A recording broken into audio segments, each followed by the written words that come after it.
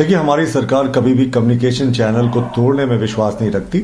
हम लगातार किसानों की समस्याओं को लेकर बातचीत करते हैं और हमने उनकी शंकाओं का समाधान करने के लिए रिटन एश्योरेंस भी उनको देने का वादा किया था। तो हमारे स्तर से हमेशा जो वार्ता का दौर है ये निरंतर चलता रहा है, लेकिन कुछ लोग हैं, कुछ राजनीतिक दल हैं जो पर्दे के पीछे से ये नहीं चाहते कि ये जो वार्ता है सफल हो। लेकिन हम अंतिम समय तक प्रयास करेंगे कि किसानों के हित की जो भी बातें हैं, जो भी उनके मन में कंफ्यूजन है, वो दूर हो जाए।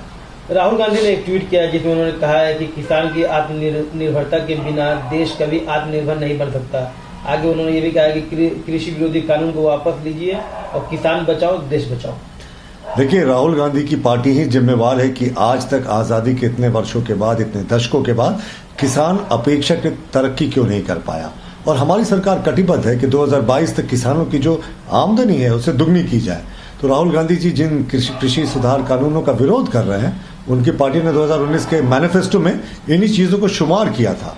तो इनके हाथी के दांत है, दिखाने को कुछ और, खाने को कुछ और ये किसानों के फेवर में जो भी है घड़ियाली आंसू बहा रहे हैं। कर्नाटक सरकार या जो कैबिनेट है कर्नाटक की, उन्होंने एंटी काउ स्लॉटर ऑर्डिनेंस को पास कर दिया है। अब इसको अप्रूवल के लिए जाना है गवर्नर के पास। इस पूरे ऑर्डिनेंस को आप किस तरह देखते हैं? देखिए, गाय को हमारे धर्म ग्रंथों में, हमारी संस्कृति में, हमारे देश के इतिहास में माता का दर्जा है। तो इस तरीके से कर्नाटक सरकार ने एक बहुत ही स्वागत योग्य कदम उठाया है और हम इसका स्वागत करते हैं कि जो गौ माता की तस्करी और जो गो हत्या का एक बहुत बड़ा रैकेट चलता था कर्नाटक में, उस पर इसमें लगाम लगेगी और जो ऐसा करते हैं उन पर कड़ी सजा का भी प्रावधान किया गया है। मध्य प्रदेश सरकार जो ट्यूसडे को वो रखेगी, आपका रिलीजियस फ्रीडम ऑर्डिनेंस सामने लाएगी। इसके बारे में भारतीय जनता पार्टी का क्या विचार है?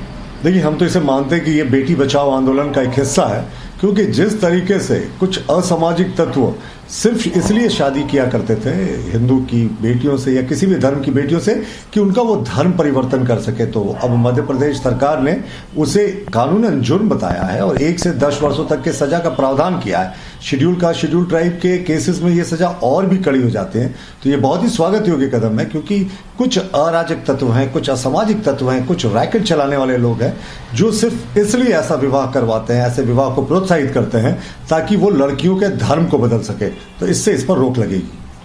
अब मैं आता हूँ वेस्ट बंगाल की तरफ, चुनावी माहौल। इस बीच में ममता बनर्जी जी ने कहा है कि I am being politically targeted, यानी मुझे पॉलिटिकली टारगेट किया जा रहा है। और चाहे अभिजीत बनर्जी हो या अमर्त्य सेन हो, वो अब एक डिफरेंट प्लेस पे हैं सोसाइटी के। जो हमारे एजुकेशनलिस्ट हैं, जो शिक्षाविद हैं, उनको टारगेट किया जा रहा है।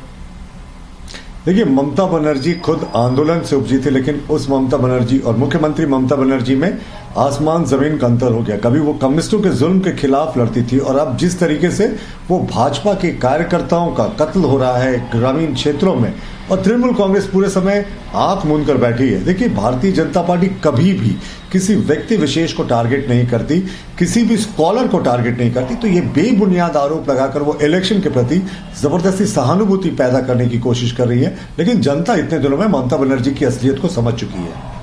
उन्होंने आपकी पार्टी में बड़ा आरोप लगाया है कि बीजेपी जो है वो बंगाल को रॉयट्स के थ्रू टॉर्च करना चाहती है, यानी जलाना चाहती है। और साथ में वो भी उन्होंने ये भी कहा है कि जो यूनिवर्सिटीज हैं या एजुकेशनल इंस्टीट्यूट्स हैं लाइक जेएनयू और अदर जो इंस्टीट्यूट्स है उनको सब तोड़ना चाहती है बीजेपी। देखिए, ये बेबुनियाद आरोप है। मैंने कहा ना कि इलेक्शन सर पे है, तो ममता बनर्जी इसी तरीके के बेबुनियाद आरोप लगाकर गोल पोस्ट को शिफ्ट करना चाह रही है।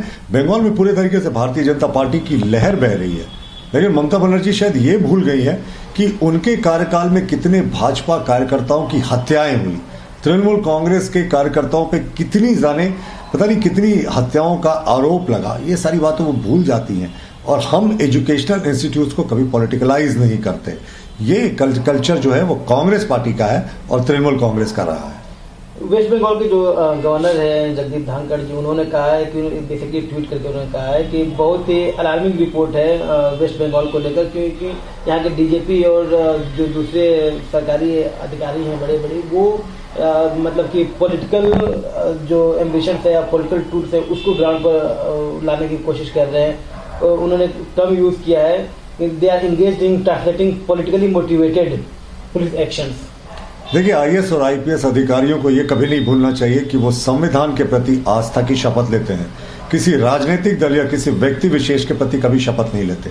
लेकिन पश्चिम बंगाल में जिस तरीके के वहां के आला अधिकारी तृणमूल कांग्रेस के एजेंट ज्यादा हो गए हैं और अधिकारी के रूप में कम कार्य कर रहे हैं, माननीय राज्यपाल महोदय ने बिल्कुल सही कहा है कि जिस तरीके से वहां डीजीपी एवं अन्य पुलिस के उच्च अधिकारी काम कर रहे हैं, ये अपने आप में बड़ा प्रश्न खड़ा करता है और केंद्र को कई बार इंटरवीन करना पड़ा है। जी, इन्होंने आगे ये भी कहा है कि इस तरह से पुलिस का सरेंडर हो जाना बिल्कुल एकदम सरकार के सामने ये डेमोक्रेसी के लिए खतरनाक है, ये डेथ नील साउंड करता है डेमोक्रेसी के लिए और ऐसा नहीं होना चाहिए। पुलिस का तो इस तरह से वायलेशन होना ही नहीं चाहिए।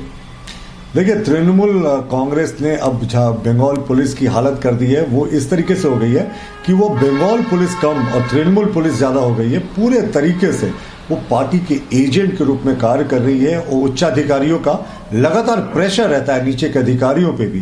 तो ये किसी भी तरीके से देश के लिए अच्छा नहीं है, संविधान के लिए अच्छा नहीं है, डेमोक्रेसी के लिए अच्छा नहीं है। पुलिस का काम होता है विधि व्यवस्था को बनाए रखना, किसी दल विशेष के एजेंट के रूप में कार्य नहीं करना। लेकिन पश्चिम बंगाल में